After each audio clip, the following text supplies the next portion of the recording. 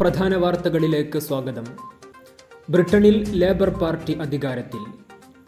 ബ്രിട്ടനിൽ 14 വർഷത്തെ conservative party ഭരണം അവസാനിപ്പിച്ച് ലേബർ പാർട്ടി വൻ ഭൂരിപക്ഷത്തിൽ അധികാരത്തിൽ.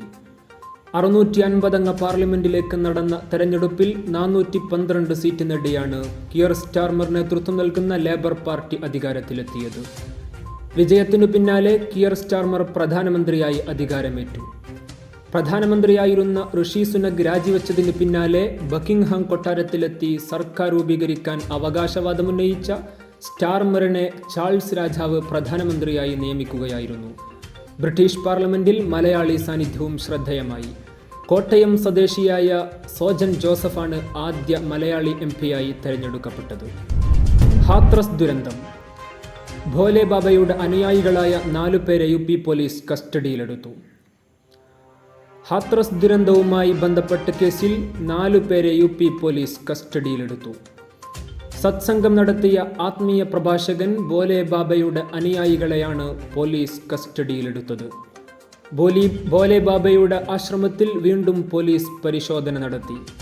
ദുരന്തമായി മാറിയ പരിപാടിയിൽ 2.5 ലക്ഷം പേർ പങ്കെടുത്തെന്ന് പോലീസ് FIR-ൽ പറയുന്നു.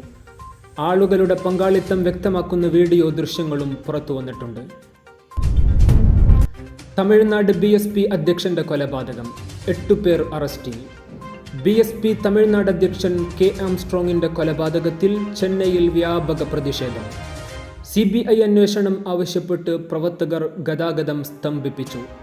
8 അംഗ അക്രമി സംഘത്തെ അറസ്റ്റ് ചെയ്ത പോലീസ് കൊലയ്ക്കു പിന്നിൽ ഗുണ്ടാപ്പകയെന്ന് പറഞ്ഞു.